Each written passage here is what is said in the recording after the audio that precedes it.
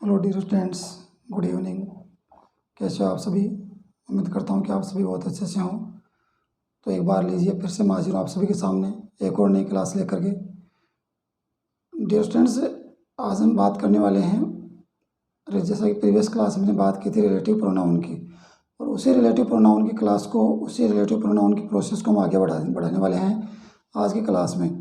Previous जो अपनी class हुई थी, हमने वहाँ पर बात की थी रिलेटिव प्रोनाउन से जो रिलेटेड जो भी चीज़ें थी, जो भी फैक्ट थे उसके, या जो भी उससे रिलेटेड जो भी बेसिक्स थे वो हमने जाने थे। और उसके बाद में रिलेटिव प्रोनाउन से रिलेटेड एक चार्ट को भी हमने स्टडी किया था। उसी चार्ट के माध्यम से हमें बहुत सारी चीज़ें सीखने को मिली। उसके बाद में आपको एक चीज़ और बताई गई थी कि रिलेटिव प्रोनाउन के जो सेंटेंसेस होते हैं वो दो प्रकार से पूछे जाते हैं। फर्स्ट वन, वो आपका स्पेसिंग वाला पूछता है, जहाँ पर आपको स्पेस देगा, ब्लैंक देगा, वहाँ पर आपके पास 4 ऑप्शन होंगे और 4 में से आपको एक चूज़ करना होता है।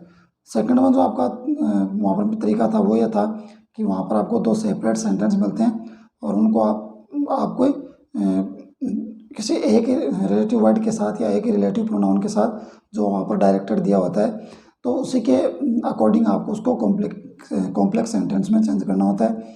एक इस रिलेटिव वर्ड या रिलेटिव प्रोनाउन के द्वारा हमें दोनों सेंटेंस को कंजक्ट करके उनको कॉम्प्लेक्स बनाना होता है। एक तरीका वो था, और एक तरीका था हमारे पास जो जहाँ पर स्पेसिंग वाला होता है और जहाँ पर 4 ऑप्शन हमारे पास होते हैं। तो ये दोनों तरीके थे। और इसके बाद में हमने एक चीज़ बड़ी इंपॉर्टेंट और बेसिक सी चीज़ थी जो रिलेटिव प्रोनाउन के सेंटेंस बनाने में हमारी काफ़ी मदद करने वाली है। वहाँ पर हमने एक चीज़ और पढ़ी थी, एक चीज़ और हमने जानी थी कि यदि दोनों ही सेंटेंस, सेपरेट वाले सेंटेंस की अगर बात करूँ, मैं सेकंड जो मेथड है उसकी बात करूँ, सेकंड जो आपका जो तरीका है मेथड उसकी अगर मैं बात करूँ, तो मैंने एक चीज़ और बताई थी वहाँ पर कि अगर हमारी जो नाउन है, फर्स्ट जो सेंटेंस है उसकी जो नाउन है और जो सेकंड सेंटेंस है उसकी नाउन या प्रोनाउन, फर्स्ट सेंटेंस जो है उसकी नाउन और सेकंड सेंटेंस में नाउन है या प्रोनाउन, ज़्यादा फर्क पड़ता नहीं उससे, लेकिन फर्स्ट सेंटेंस में नाउन होना ज़रूरी है, कंपलसरी है।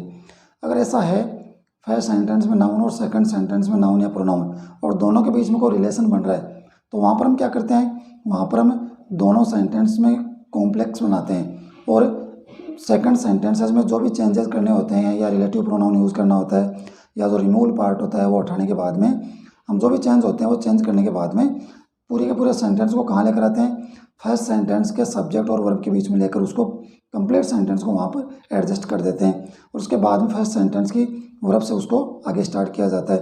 यानी कंप्लीट सेंटेंस आपका फर्स्ट सेंटेंस के सब्जेक्ट और वर्ब के बीच में आने वाला है। दूसरी मेथड थी, दूसरी मेथड ये थी कि यदि हमारे फर्स्ट सेंटेंस में अगर प्रोनाउन है, अगर फर्स्ट सेंटेंस का सब्जेक्ट, फर्स्ट सेंटेंस का यदि सब्जेक्ट ही प्रोनाउन है, तो वहाँ पर हम क्या करने वाले हैं, वहाँ पर दोनों ही सेंटेंस को हम एज इट इज़ कंटिन्यू लिखने वाले हैं। वहाँ पर सेंटेंस को बीच में लाने की जरूरत नहीं पड़ेगी।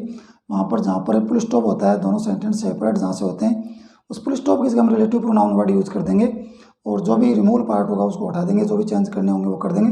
बस हमें रिलेटिव प्रोनाउन को फुल स्टॉप की जगह यूज़ करना होता है। एक तरीका यह था। और फर्स्ट वन जो तरीका मैंने आपको बता दिया, फर्स्ट सेंटेंस का सब्जेक्ट कोई नाउन होना चाहिए, दूसरे सेंटेंस का सब्जेक्ट कोई नाउन या प्रोनाउन हो, उससे ज़्यादा फर्क नहीं पड़ता, नाउन भी हो सकता है प्रोनाउन भी हो सकता है, तो वो आप ध्यान रखें, या कोई पॉजेसिव वर्ड भी वहाँ पर हो सकता है। तो ऐसे में हम क्या करेंगे, नेक्स्ट सेंटेंस में हम जो भी चेंजेस करने होते हैं, जहाँ रिलेटिव वर्ड लगाना होता है वो सारी चीज़ें एडजस्ट करके वहाँ चेंज करके, और वो पूरा का पूरा सेंटेंस हम कहाँ रख देते हैं, फर्स्ट सेंटेंस के सब्जेक्ट और वर्ब के बीच में उसको रख दिया जाता है। यहाँ तक हमने स्टडी कर लिया था डियर स्टूडेंट्स। तो आज इसी प्रोसेस को हम आगे बढ़ाते हैं और आज करने वाले हैं रिलेटिव प्रोनाउन जो हमने पढ़े थे, उन एक एक रिलेटिव प्रोनाउन को आज हमें वन बाय वन डिटेल में जानने वाले हैं, वन बाय वन के एग्जाम्पल करने वाले हैं। तो तैयार हो जाइए, आज हम रिलेटिव प्रोनाउन को काफ़ी डीपली समझने वाले हैं डियर स्टूडेंट्स। तो ध्यान रखें, रिलेटिव प्रोनाउन की अगर बात की जाए तो फर्स्ट वन जो रिलेटिव प्रोनाउन है, पहले देखिए कि होते कौन कौन से, एक बार मैं दोबारा जिक्र कर देता हूँ उनका। अगर मैं फर्स्ट वन रिलेटिव प्रोनाउन की बात करूँ तो फर्स्ट वन रिलेटिव प्रोनाउन हो जाएगा आपका हु। उसके बाद में बात करें तो whom, next whose, next one which, उसके बाद हो जाएगा आपका where, later, when, after that why और लास्ट में हो जाएगा दैट। लास्ट में क्या हो जाएगा डिस्टेंस दैट। एक बार दोबारा देखें। सबसे पहले अगर मैं बात करूँ हु, उसके बाद में whom, whose, which, where, when, why और व्हाट, ये कुछ रिलेटिव वर्ड हैं या रिलेटिव प्रोनाउन की तरह यूज होने वाले कुछ वर्ड्स हैं। ध्यान रखिए स्टूडेंट्स, मैंने प्रीवियस क्लास में जिक्र किया था, एक बार फिर बता देता हूँ। यही वर्ड अगर आपके WH वर्ड की तरह काम करते हैं, सॉरी ये वर्ड आपके इंट्रोगेटिव सेंटेंस में इंट्रोगेटिव वर्ड की तरह काम करेंगे तो वहाँ पर इनका अर्थ चेंज हो जाएगा। इन्हीं वर्ड्स को हमें WH फैमिली या WH वर्ड भी कहते हैं। क्यों कहते हैं? क्योंकि सभी सेंटेंस, सभी जो वर्ड हैं, सभी वर्ड की जो स्टार्टिंग हो रही है, जो शुरुआत हो रही है, बिगिनिंग हो रही है, वो फर्स्ट जो लेटर है वो WH ही दिखाई दे रहे हैं आपको। अगर दैट को छोड़ दिया जाए तो सभी में जो वर्ड आ रहा है वो कौन सा आ रहा है? WH लेटर से उनकी शुरुआत हो रही है, इससे इसको WH फैमिली या WH वर्ड भी कहा जाता है। तो ये WH वर्ड की तरह काम करेंगे। लेकिन यहाँ हम रिलेटिव प्रोनाउन पढ़ रहे हैं तो रिलेटिव प्रोनाउन की तरह काम करेंगे, सेंटेंस के बीच में यूज किए जाएंगे और ये अंत में फुल स्टॉप लेकर आते हैं। जबकि इंट्रोगेटिव की तरह काम में आएंगे तो सेंटेंस के शुरू में आएंगे, उनका अर्थ अलग तरीके से उनका सेंस होने वाला है और एट लास्ट वो क्या लेकर आने वाले हैं? क्वेश्चन मार्क सेंटेंस में लेकर आते हैं। तो सबसे पहले अगर बात करूँ तो मैं बात करूँगा हु की। फर्स्ट वन जो अपना है वो कौन सा है? फर्स्ट अपना वन हो जाएगा हु। कौन सा हो जाएगा स्टूडेंट्स? हु की अगर बात करूँ तो फर्स्ट अपना जो रिलेटिव प्रोनाउन हुआ है, सबसे पहले तो बात करते हैं कि उसका अर्थ क्या होता है। उसका अर्थ क्या होता है? तो अर्थ का ध्यान रखें। अगर ये रिलेटिव प्रोनाउन की तरह यूज हो रहा है तो इसका अर्थ हो जाएगा जो या जिसने। रिलेटिव प्रोनाउन की तरह यूज होगा तो इसका अर्थ हो जाएगा जो या जिसने। जबकि इंट्रोगेटिव की तरह अगर यूज होता है, WH वर्ड की तरह यूज होता है तो वहाँ पर इसका अर्थ हो जाएगा कौन या किसने। वहाँ पर इसका अर्थ क्या हो जाएगा? कौन या किसने। तो अलग से आपके टॉपिक है उसको हम पढ़ेंगे। तो हु का अर्थ क्या होता है? जो या जिसने। अब जब इसके अर्थ की बात हमने कर ली है तो यहाँ पर एक नेक्स्ट जो क्वेश्चन बनता है वो ये बनता है कि हु से जो आपके सेंटेंस बनते हैं वो किस प्रकार से बनते हैं। तो जैसे मैंने आपको बता दिया, ऑलरेडी बता चुका हूँ मैं इसी क्लास में, कि जो भी रिलेटिव वर्ड हैं उनसे दो प्रकार के सेंटेंसेस, आपके दो प्रकार के एग्जाम्पल बनते हैं। फर्स्ट वन आपका स्पेस वाला और सेकेंड वन बनता है आपका सेपरेट वाला। तो ध्यान रखिए दोनों तरीके हम समझने वाले हैं यहाँ पर कि जो जैसे जैसे हमारे पास रिलेटिव वर्ड है, रिलेटिव प्रोनाउन हम स्टडी करते जाएंगे, सभी में दोनों ही मेथड हम काम में लेने वाले हैं, दोनों ही समझने वाले हैं। जब फर्स्ट वन की अगर मैं बात करूँ, इसके दो मेथड हैं। तो अगर फर्स्ट वन की बात करूँ तो फर्स्ट वन क्या है? फर्स्ट वन मेथड इसकी है स्पेस। क्या है? स्पेस। और अगर मैं स्पेस की बात करूँ तो किस प्रकार के सेंटेंस इसमें पूछे जाते हैं वो देखिए। पहले स्पेस में किस प्रकार के सेंटेंस पूछे जाएंगे देखिए आप। जैसे मैं बात करूँ,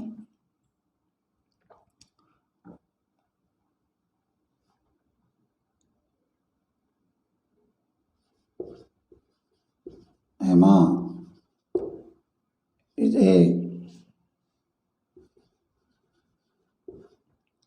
housewife, space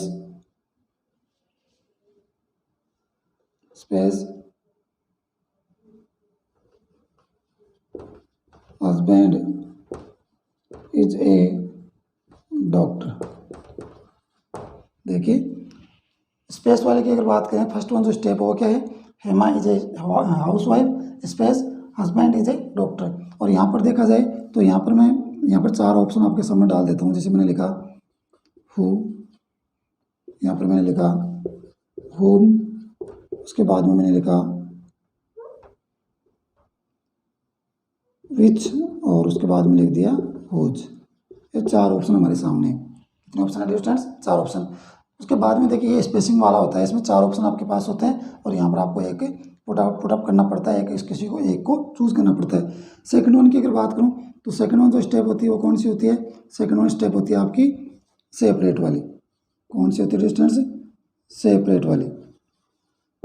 यहाँ पर आपका सेंटेंस क्या होगा? सेपरेट होने वाले हैं। और सेपरेट जो सेंटेंस बनते हैं हु में या हु के साथ जो सेपरेट सेंटेंस बनते हैं वो आपके किस प्रकार से बनेंगे, वो आप या कॉम्प्लेक्स सेंटेंस में किस प्रकार से बनने वाले हैं वो आपको समझना होता है। लेकिन इससे पहले एक चीज़ जरूर ध्यान रखें कि ये ऑलरेडी मैंने आपको बता दिया कि नाउन फर्स्ट सेंटेंस में नाउन आती है तो हम सेंटेंस को, कंप्लीट सेंटेंस को हम फर्स्ट सेंटेंस के सब्जेक्ट और वर्ब के बीच में लेकर आते हैं। सेकंड सेंटेंस में नाउन है या प्रोनाउन से फर्क नहीं पड़ता। लेकिन सेकंड स्टेप जो है वो क्या है कि अगर फर्स्ट सेंटेंस में अगर पहले से प्रोनाउन मौजूद है तब हम ऐसा नहीं करने वाले। तब हम क्या करेंगे, सिर्फ प्रोनाउन या जो एडजेक्टिव कोई वर्ड आ जाता है उसको देख करके और पूरे सेंटेंस को बीच में नहीं लाते, बल्कि एज इट इज़ उसको कंटिन्यू लिख देते हैं। सिर्फ फुल स्टॉप की जगह रिलेटिव वर्ड को यूज़ कर दिया जाता है और जो भी चेंजेबल चीज़ें हैं वो उठा दी जाती हैं। बाकी एज इट इज़ उसको रखा जाता है, उसको सेंटेंस को बीच में नहीं लाया जाता। तो सेपरेट वाले में अगर देखा जाए तो किस प्रकार के सेंटेंस बनते हैं, तो सेपरेट वाले की अगर बात करें तो कौन कौन से एग्जाम्पल इसमें बनते हैं वो हम कर लेते हैं ताकि आपको और भी चीज़ें समझ में आ जाएँ डियर स्टूडेंट्स। तो आइए हम सेपरेट वाले के एग्जाम्पल की बात कर लेते हैं। जैसे मैं बात करूँ,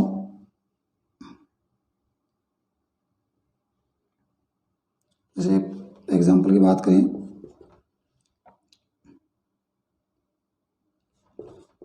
ही is A doctor,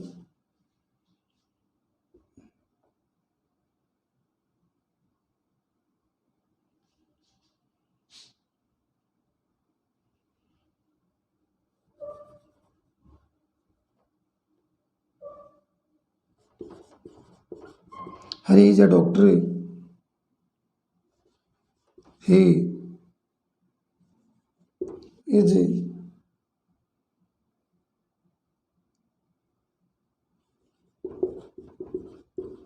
he is living in Canada. He is living in Canada now. अब देखिए students, Hari is a doctor, he is living in Canada now, और यहाँ पर आपको उससे इसको बनाना है। किससे बनाना है? उससे। अब देखिए यहाँ पर क्या है, यहाँ पर हरी है, नाउन है, यहाँ पर क्या है, प्रोनाउन है। यहाँ जब नाउन हो गए तो यहाँ नाउन है या प्रोनाउन से ज़्यादा फर्क पड़ने वाला नहीं है। यहाँ नाउन है और नाउन के लिए यहाँ पर ही का यूज़ किया गया है। दोनों का क्या है, दोनों का रिलेट है, दोनों रिलेट कर रहे हैं एक दूसरे को, एक दूसरे को संबंध दर्शा रहे हैं। तो ऐसी स्थिति में हम क्या करते हैं स्टूडेंट्स, ऐसी स्थिति में जो अपना जो भी रिलेटिव वर्ड होगा, रिलेटिव प्रोनाउन होगा, उसको हम यूज़ करेंगे सेकंड सेंटेंस में। सेकंड सेंटेंस में जहाँ यूज़ करना होगा या जो भी हमें चीज़ें हटानी होगी वो हटाएंगे। तो ध्यान रखिए, हुक के लिए कौन सी चीज़ें हटती हैं? हुक के लिए हटता है सब्जेक्ट। तो हुक के लिए कौन हटता है? हुक के लिए हटता है सब्जेक्ट। कौन हटता है स्टूडेंट्स? सब्जेक्ट। हुक के लिए कौन हटेगा? सब्जेक्ट। अब सेकंड सेंटेंस में अगर आप यहाँ से ही हटा दोगे तो क्या बन जाएगा? Who is living in Canada now. Who is living in Canada now. ये पूरा का पूरा सेंटेंस कहाँ जाएगा? यह आ जाएगा आपका सब्जेक्ट और वर्ब के बीच में। कहाँ जाएगा? सब्जेक्ट और वर्ब के बीच में। लेकिन ये नियम तभी लागू होता है जब आपका सेंटेंस फर्स्ट सेंटेंस के शुरू में नाउन हो और सेकंड सेंटेंस के शुरू में नाउन या प्रोनाउन जो भी हो, दोनों का रिलेशन हो, तब ऐसा हम करेंगे। तो ध्यान रखें, पूरा का पूरा सेंटेंस आपका कहाँ आने वाला है? हरी और इज के बीच में आने वाला है। तो किस प्रकार से बनने वाला है? हरी, अब आगे वाला सेंटेंस कंप्लीट लिख दो आप। Who, Hari who is living in Canada. Hari who is living in Canada now. अब यहाँ पर कोमा लगा दीजिए क्योंकि यहाँ पर आपका सेंटेंस कंप्लीट हो गया है। उसके बाद में यहाँ दोबारा इज से स्टार्ट कर लो, इज ए डॉक्टर, और ये आपका कंप्लीट। देखो दोबारा, पूरा का पूरा सेंटेंस जो है यहाँ से स्टार्ट किया हमने, हु लगाते ही हट गया। Who is living in Canada now. Who is living in Canada now, पूरा का पूरा सेंटेंस लिख दिया। और ये सब्जेक्ट रहा और ये वर्ब रही, ये सब्जेक्ट रहा, ये वर्ब रही। दोनों के बीच में आपका पूरा का पूरा सेंटेंस, सेकंड सेंटेंस पूरा का पूरा यहाँ पर डाल दिया गया है।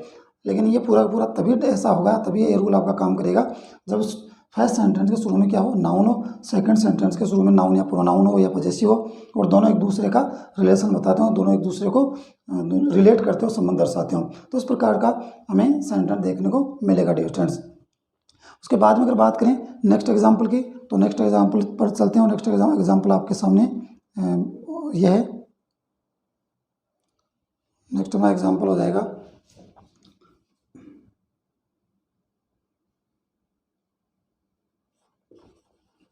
दिस इज द गर्ल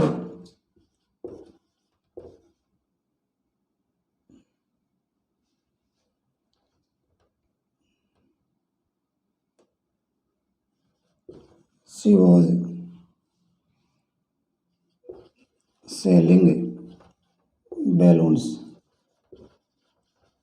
क्या हो जाएगा स्टूडेंट्स।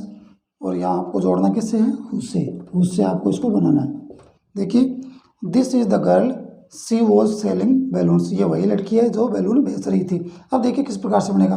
तो ऊपर की अगर बात करें तो सेंटेंस की शुरुआत हो रही है, सेंटेंस की जो फर्स्ट सेंटेंस है उसका सब्जेक्ट कौन है, नाउन है। कौन है, प्रॉपर नाउन है। लेकिन यहाँ देखिए, यहाँ पर नाउन नहीं है। नीचे देखिए, दिस इज द गर्ल, यहाँ पर नाउन है, सब्जेक्ट एज ए सब्जेक्ट यहाँ पर नाउन यूज नहीं हुई है। तो मैंने अभी बताया था आपको कि फर्स्ट सेंटेंस में अगर नाउन एज ए सब्जेक्ट नहीं है तो हम एज इट इज़ को लिखने वाले हैं, इसमें कोई चेंज नहीं करने वाले। एज इट इज़ को लिखेंगे, फुल स्टॉप की जगह अपना रिलेटिव प्रोनाउन आ जाएगा। आगे जो भी हमें चेंज करने होंगे वो हम चेंजेबल जो चीज़ें हैं वो चेंज कर देंगे, बाकी इसको एज ए कंटिन्यू इसको लिखने वाले हैं। कैसे बनेगा, से बात करें, दिस इज द गर्ल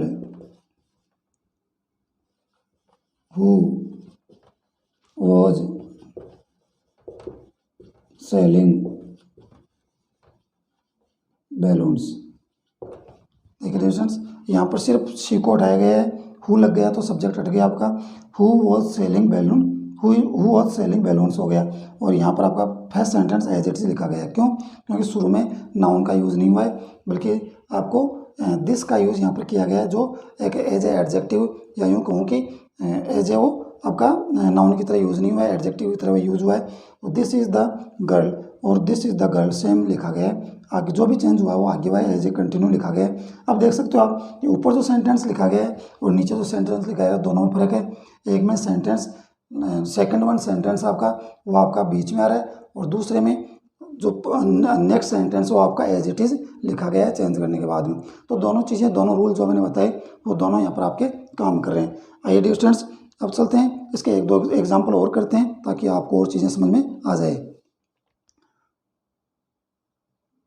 देखते हैं डियर स्टूडेंट्स अपने कुछ और एग्जाम्पल्स, ताकि आपको और चीज़ समझ में आ जाए। तो ये चीज़ आपको समझ में आ गई होंगी। एक बार दोबारा देखिए, हु को हम सबसे पहले पढ़ने करता है जो या जिसने, सब्जेक्ट की जगह यूज होगा, यानी हु लगते हैं सब्जेक्ट हटेगा। यहाँ पर दो तरीके के सेंटेंस बनते हैं, स्पेस वाला जहाँ पर Hema is a house wife, यहाँ पर हाउस वाइफ के बीच साथ में और हस्बैंड के बीच में आपको स्पेस दे रखा है, और इज ए डॉक्टर। तो यहाँ पर जो अपना सूटेबल जो आपका होने वाला है, सूटेबल जो रिलेटिव प्रोनाउन आने वाला है वो क्या आएगा डिस्टेंस। यहाँ पर जो सूटेबल प्रोनाउन आएगा वो क्या आएगा, यहाँ पर सूटेबल प्रोनाउन आ जाएगा, वो आ जाएगा आपका हुज। क्या आ जाएगा डिस्टेंस, हुज। हम पढ़ रहे हैं कि कितने प्रकार से बनते हैं, तो यहाँ पर क्या आ जाएगा हुज। लेकिन ध्यान रखें, यहाँ अगर थोड़ा सा चेंज कर दें,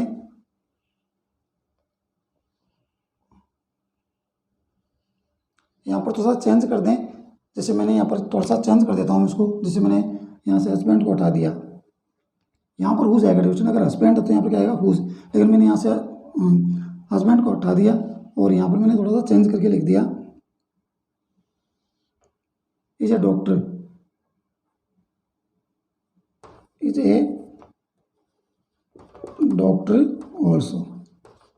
ये देखिए आप, तो Hema is a house wife who is A doctor also. तो ध्यान रखें, फॉर्मूला यही काम कर रहा है। तो ये फॉर्मूला किस प्रकार से काम करेगा, Hema is a house wife is a doctor also, तो हु यहाँ पर आ जाएगा। क्या आ जाएगा, हु। क्यों आ जाएगा, उसका रीज़न ये है, आप देखें इसको, एक यहाँ पर आपका फॉर्मूला काम करता है, और फॉर्मूला क्या है ये देखिए। स्पेस वाले सेंटेंस की स्पेस लेकर बात करूँ तो स्पेस से पहले आपको मिलेगा पर्सन। क्या मिलेगा, पर्सन। स्पेस से पहले आपको क्या मिलेगा, कोई व्यक्ति मिलेगा, पर्सन मिलेगा। और स्पेस के तुरंत बाद में आपको क्या मिलेगा, तुरंत बाद में आपको मिलेगी वर्ब। क्या मिलेगी, वर्ब। अब वो वर्ब आपकी मेन वर्ब भी हो सकती है या फिर हेल्पिंग वर्ब भी हो सकती है। ध्यान रखिए, शुरू में आपको पर्सन मिलेगा और पर्सन के तुरंत बाद स्पेस होगा, और स्पेस के तुरंत बाद में ये आपका पर्सन रहा हाउस वाइफ, यहाँ स्पेस और स्पेस के तुरंत बाद में क्या है, वर्ब है। और अब आपकी हेल्पिंग वर्ब भी हो सकती है और मेन वर्ब भी हो सकती है।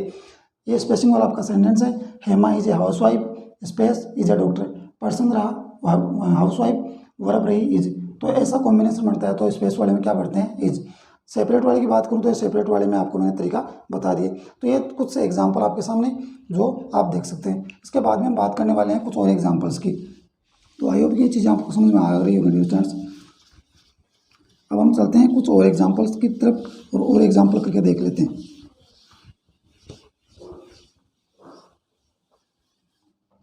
जैसे फर्स्ट वन की अगर मैं बात करूं, जैसे गॉड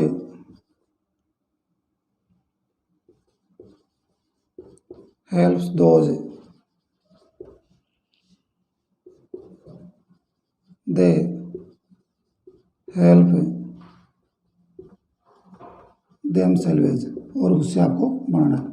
नेक्स्ट वन की बात करें, नेक्स्ट वन के देखें तो देखो लिख लेते हैं इसके साथ में, सी, जैसे मैंने यहाँ लिख दिया, आई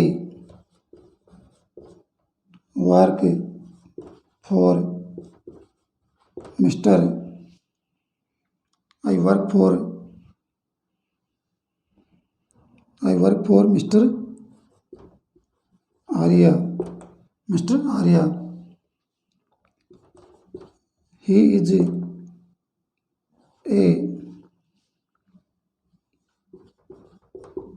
जीनियस पर्सन, उससे आपको इसको कनेक्ट करना है। किससे करना है? उससे।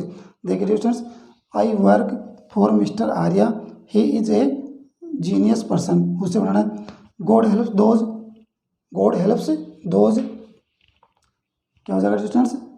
God helps those they help themselves. अब देखिए दोनों में, यहाँ पर क्या है, यहाँ पर क्या है? गॉड, और यहाँ क्या है? दे, क्या है? दे। लेकिन यहाँ ध्यान रखें, यहाँ पर गॉड होने के बावजूद और यहाँ नाउन प्रोनाउन होने के बावजूद भी आपका जो है वो आपका जो हु है वो हु यूज होने के बावजूद भी आपका सेंटेंस एज इट इज़ रहने वाला है डियर स्टूडेंट्स। क्योंकि जो आपके रूल होते हैं, वो नियम होते हैं, वो क्या होता है डियर स्टूडेंट्स, वो कंप्लीटली 100% आपको सेटिस्फाई करें ये ज़रूरी नहीं है। क्योंकि रूल का मतलब ये होता है कि वो ज़्यादा से ज़्यादा चीज़ों पर अप्लाई हो। ये जरूरी नहीं कि सभी पर अप्लाई हो, लेकिन ज़्यादा से ज़्यादा चीज़ों पर अप्लाई हो। क्योंकि अगर सभी चीज़ों पर अगर आपके रूल अप्लाई हो जाएंगे तो फिर वो अपवाद कहाँ से आएंगे, वो एक्सेप्शन कहाँ से आएंगे? फिर तो एक्सेप्शन आपके रहने वाले नहीं है, सारे रूल में आ जाएंगे। तो ज़्यादा से ज़्यादा चीज़ों पर आपके रूल लागू होते हैं, वो आपके रूल के अकॉर्डिंग होंगे, और जिन चीज़ों पर आपके 5-10% पर रूल लागू नहीं होते वो आपके अपवाद के अंदर आते हैं। तो ध्यान रखिए, God helps those they help themselves. तो किस प्रकार से बनेगा? इसको हम एड इज रखने वाले हैं। यहाँ पर क्या आ जाएगा? यहाँ पर हु का प्रयोग करेंगे, और हु का प्रयोग करेंगे तो आपका दे हट जाएगा। तो कैसे बनेगा? God helps those who help themselves, themselves क्या हो जाएगा? God helps those who help themselves.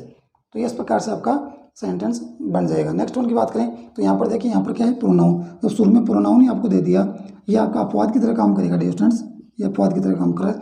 I work for mister Arya, he is a genius person. तो ध्यान रखिए, दोनों ही सेंटेंस में आपके प्रोनाउन का यूज किया गया है। तो सेकंड वन में तो हो सकता है कोई दिक्कत नहीं, लेकिन फर्स्ट वन में आपको प्रोनाउन दे दिया, तो यहाँ पर तो आप एज इट इज को लिखने वाले हो। कैसे? I work for mister Arya who is a genius person, who is a genius person. As it is को लिखा गया। क्यों लिखा गया डियर स्टूडेंट्स? यहाँ से सिर्फ सब्जेक्ट को हटा गया, हु लगाया गया, और यहाँ आई है, यहाँ पर प्रोनाउन है, तो प्रोनाउन का यूज शुरू में कर दिया गया। तो आप ध्यान रखें, एज इट इज सेंटेंस को लिखा जाता है, जो भी चेंज होते हैं वो चेंज कर दिए जाते हैं, बाकी एज इट इज सेंटेंस पूरा हमें लिखना होता है चेंज करने के बाद में। और नाउन के अकॉर्डिंग अगर मैंने आपको ऑलरेडी बता दिया, तो वहाँ पर भी आपका सेंटेंस जो है वो बीच सेंटेंस आपका बीच में पूरे सेंटेंस को यूज़ करके और वर्ब और नाउन के बीच में उसको या सब्जेक्ट के बीच में उसको लेकर आ जाते हैं। उसके बाद में एक एग्जाम्पल और देखें, आपको समझ में आ जाएगा। जैसे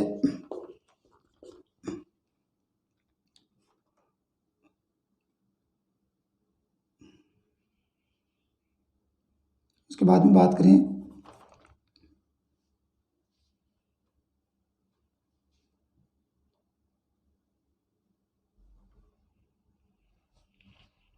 नेक्स्ट वन अगर एग्जाम्पल की बात करें तो नेक्स्ट वन अपना एग्जाम्पल हो जाएगा डियर स्टूडेंट्स, और वो अपना एग्जाम्पल होगा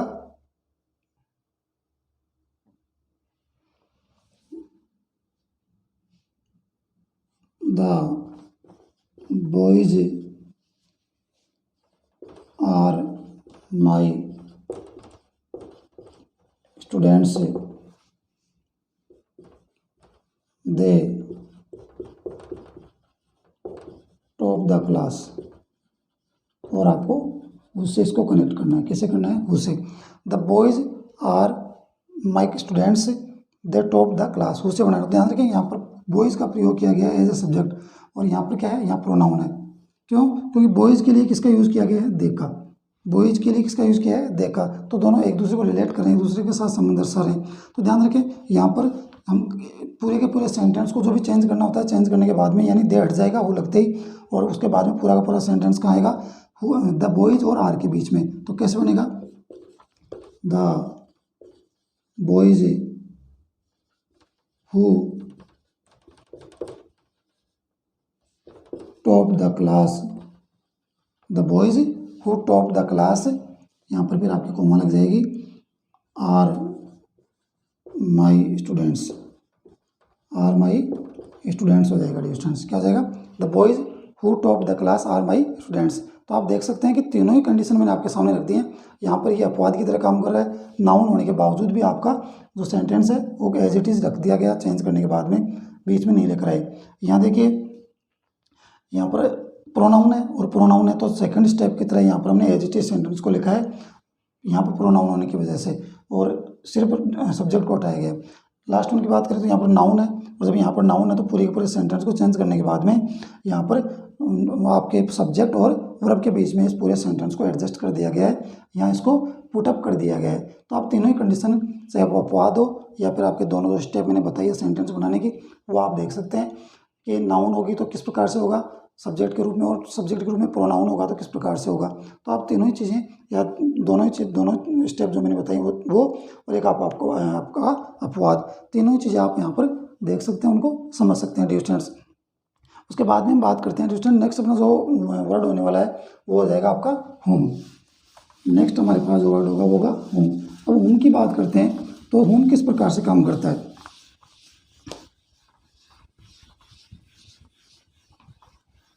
देखिए स्टूडेंट्स, अगर होम की बात करूं तो नेक्स्ट अपना वर्ड क्या है? होम है। क्या है? होम। तो ध्यान रखें, अगर होम के अर्थ की बात करूं तो होम का अर्थ होता है जिसे या जिसको, जिसे या जिसको। लेकिन अगर WH वर्ड की तरह काम करेगा या इंट्रोगेटिव वर्ड की तरह काम करेगा या कुछ इंट्रोगेटिव में आएगा तो तब क्या बनेगा? तब इसका अर्थ हो जाएगा किसे या किसको, तब उसका अर्थ क्या होगा? किसे या किसको। लेकिन यहाँ इसका रिलेटिव प्रोनाउन में अर्थ होता है जिसे या जिसको। अगर ये स्पेसिंग वाले सेंटेंस की तरह आएगा तो किस प्रकार से आएगा? स्पेसिंग वाले सेंटेंस की तरह काम करेगा तो कैसे करेगा? ध्यान रखें, जैसे इसकी भी दो अलग अलग स्टेप हैं। जैसे मैं फर्स्ट वन की बात करूँ तो फर्स्ट वन कौन सी है? स्पेस आपको मिलेगा, और सेकंड जो आपकी स्टेप बनेगी वो कौन सी होगी? सेकंड वन आपकी स्टेप बन जाएगी, वो बन जाएगी आपकी सेपरेट वाली। अब देखें, जैसे स्पेसिंग की बात करूँ तो स्पेसिंग में फॉर्मूला काम करता है आपका, और वो फॉर्मूला क्या है? फॉर्मूला मैं यहाँ लिख देता हूँ। जैसे मैंने अभी हुक के बारे में बात की तो हुक में फॉर्मूला क्या काम करता है स्टूडेंट्स? हुक में फॉर्मूला काम करता है स्पेस से पहले सब्जेक्ट होगा, स्पेस से पहले नाउन होगी या पर्सन होगा। स्पेशली क्या होगा? पर्सन होगा। स्पेस से पहले आपको कोई पर्सन मिलेगा, और स्पेस के तुरंत बाद में आपको हेल्पिंग वर्ब या मेन वर्ब दोनों में से कोई सी भी हो सकती है तो आपको वर्ब मिलेगी। स्पेस से पहले पर्सन और स्पेस के तुरंत बाद वर्ब। लेकिन यहाँ देखिए, यहाँ स्पेस से पहले आपको क्या मिलेगा? स्पेस से पहले तो आपको पर्सन ही मिलने वाला है, यानी कोई व्यक्ति होगा। लेकिन स्पेस के बाद क्या होगा? इसके बाद आपको प्रोनाउन मिलने वाला है। क्या मिलने वाला है स्टूडेंट्स? प्रोनाउन। ध्यान रखें, स्पेस के बाद में पहले पर्सन है, स्पेस के बाद में वर्ब होगी तो हु। स्पेस से पहले पर्सन, स्पेस के बाद में प्रोनाउन हो तो किसका यूज़ करेंगे? होम का। किसका यूज़ करेंगे स्टूडेंट्स? होम का। अब आप सेंटेंस के थ्रू इसको समझने की कोशिश करें ताकि आपको और समझ में आ जाए। जैसे स्पेस की बात वाले की बात करूँ, I know the man space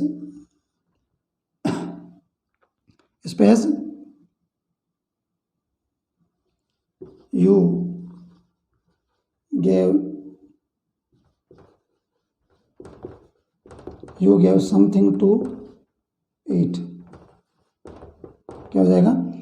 I know the man you gave something to eat। अब देखें यहाँ पर क्या है? स्पेस से जस्ट पीछे क्या है? The man.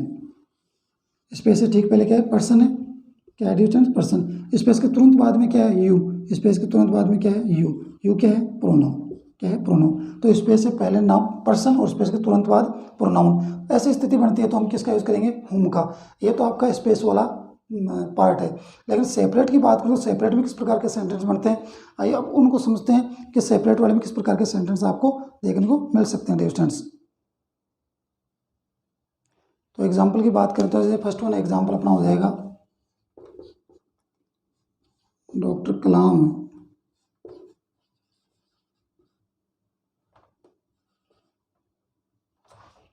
was a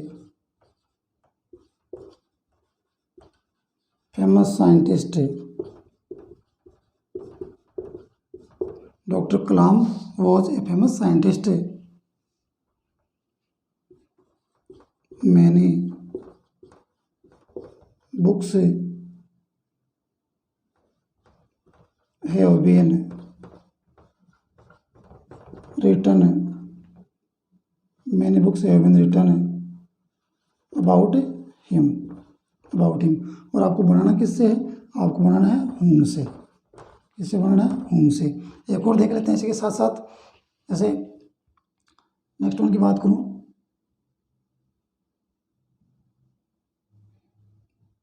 the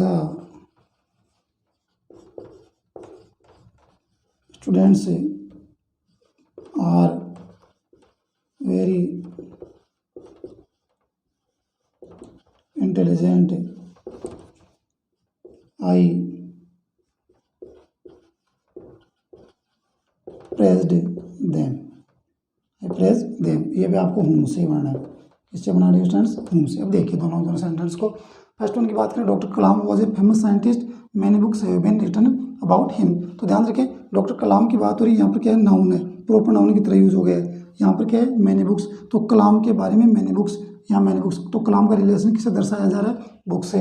तो दोनों रिलेट कर रही है एक दूसरे को। तो पूरा का पूरा सेंटेंस कहाँ आने वाला है, कलाम और वॉज के बीच में। ये आपका नाउन रहा आपका, और ये आपका वर्ब रही।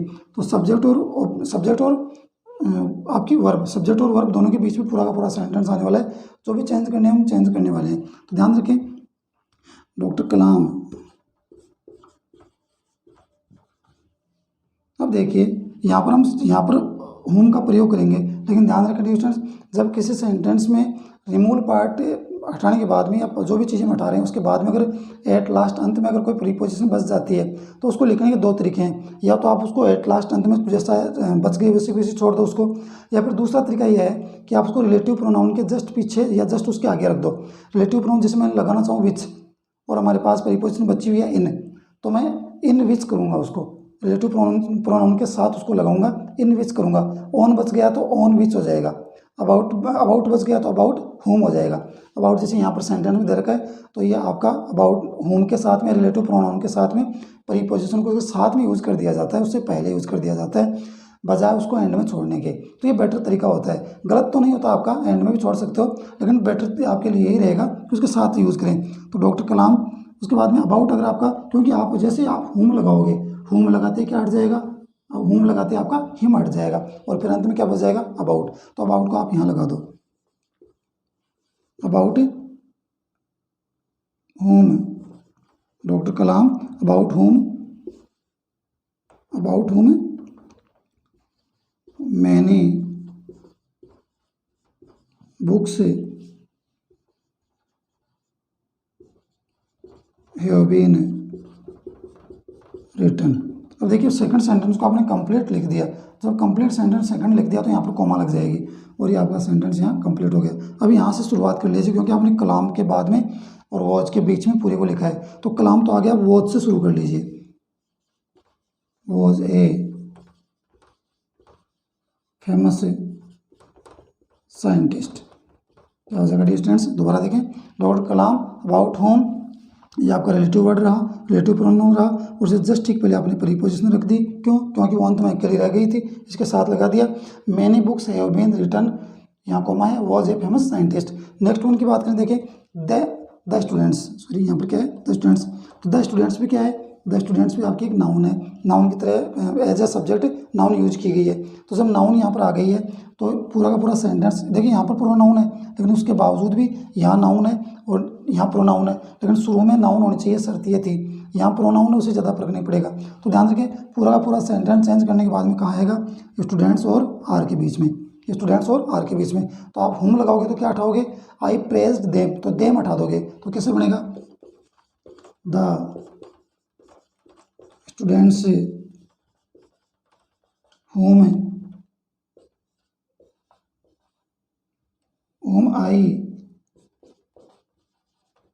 I praised, the students whom I praised, ये आपके यहाँ कोमा लग जाएगी क्योंकि आपने देम हटा दिया, are very intelligent, the students whom I praised are very intelligent, यानी वे स्टूडेंट्स जिनकी मैंने बड़ाई की, प्रशंसा की, वो बहुत ही होशियार हैं, बहुत ही इंटेलिजेंट है। और डॉक्टर कलाम जिनके बारे में बहुत सारी बुक्स लिखी गई हैं, वो बड़े ही फेमस साइंटिस्ट थे। तो ये दोनों आप एग्जाम्पल देख सकते हैं, दोनों एग्जाम्पल आपको ये चीज़ें क्लियर कर देंगे कि हुम का प्रयोग हम किस प्रकार से कर सकते हैं। तो आई होप ये चीज़ आपको समझ में आ गई स्टूडेंट्स। उसके बाद में हम एग्जाम्पल और देखते हैं ताकि आपको और ज़्यादा क्लियर हो जाए। नेक्स्ट अपना एग्जाम्पल हो जाएगा स्टूडेंट्स, नेक्स्ट एग्जाम्पल की अगर बात करें तो यहाँ से मैं इसको इरेज कर देता हूँ, जैसे मैं लास्ट वन को इरेज कर देता हूँ, यहाँ से यहाँ लिख देता हूँ,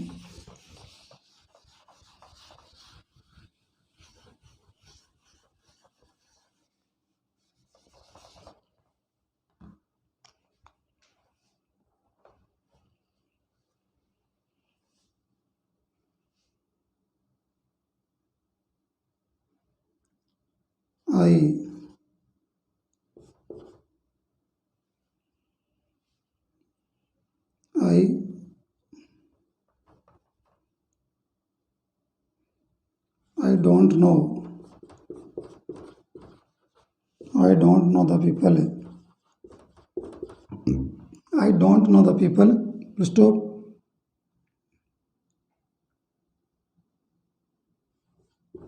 You helped them on time. You helped them in trouble. क्या हो जाएगा स्टूडेंट्स, यहाँ पर आपको होम का यूज़ करना है। किसका यूज़ करना है, होम का। देखें, I don't know the people you help them in trouble, मैं उन लोगों को नहीं जानता जिनकी तुमने परेशानी में या समस्या में उनकी या तकलीफ में उनकी मदद की थी या मदद की थी, उनको मैं बिल्कुल भी नहीं जानता। तो आप देख सकते हैं किस प्रकार से यहाँ पर क्या है, प्रोनाउन है। तो यहाँ पर प्रोनाउन है तो सीधी सी बात है, एज इट इज़ हम उसको लिखने वाले हैं, कंटिन्यूस को लिखने वाले हैं। आगे प्रोनाउन इससे ज़्यादा फर्क नहीं पड़ता, यहाँ प्रोनाउन है उससे ज़्यादा फर्क पड़ेगा, क्योंकि नाउन होती तो पूरा सेंटेंस यहाँ बीच में आ जाता, सब्जेक्ट और आपकी सब्जेक्ट और वर्ब के बीच में, लेकिन यहाँ शुरू में प्रोनाउन है तो फिर आपको बीच में लाने की जरूरत नहीं है। तो क्या हो जाएगा डिस्टेंस, आई डोंट नो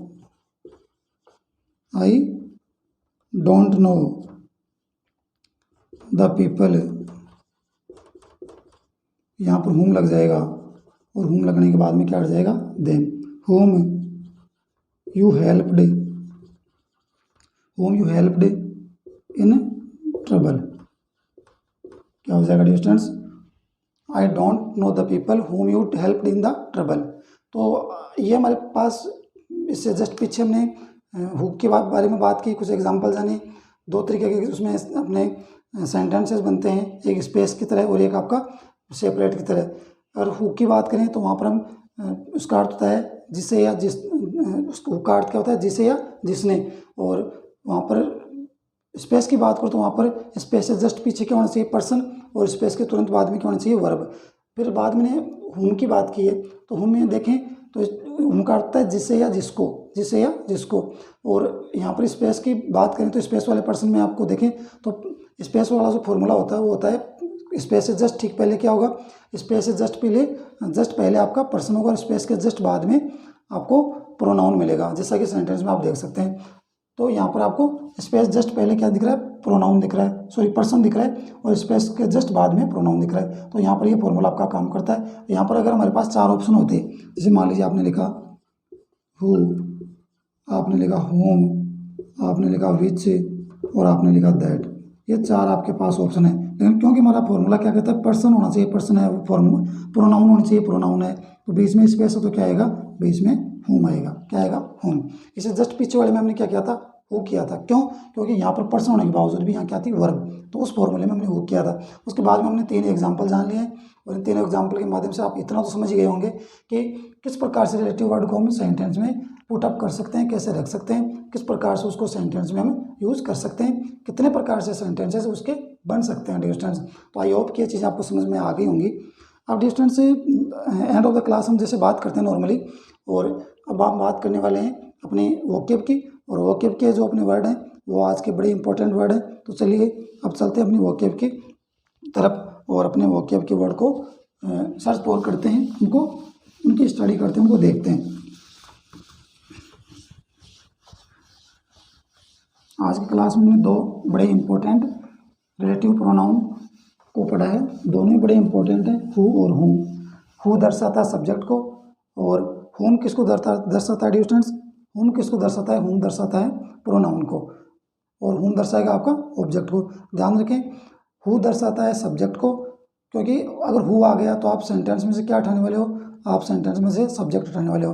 हुम आप यूज़ कर रहे हो तो हुम यूज़ करोगे तो सेंटेंस में से क्या उठाने वाले हो, सेंटेंस में से आप एज ए पर्सन आप ऑब्जेक्ट को उठाने वाले हो। जैसे हमने कहीं हिम को उठाया, कहीं हमने देम को उठाया, तो एज ए पर्सन अगर कोई आपका ऑब्जेक्ट यूज हो रहा है तो उस एज ए पर्सन ऑब्जेक्ट को हम हटा देंगे। यानी होम का यूज़ किस लिए किया जाता है, ऑब्जेक्ट के लिए किया जाता है डियर स्टूडेंट्स। इतना आप समझ गए होंगे। तो चलिए अब चलते हैं अपने वोकेब की तरफ, और अब अपने वोकेब की बात कर लेते हैं डियर स्टूडेंट्स। तो डियर स्टूडेंट्स आज के अपने अगर वोकेब की बात करें तो आज के अपने वोकेब के जो वर्ड हैं वो अपने पास 2 वर्ड हैं, और फर्स्ट वन है क्राफ्टी। फर्स्ट वन क्या है डियर स्टूडेंट्स, क्राफ्टी।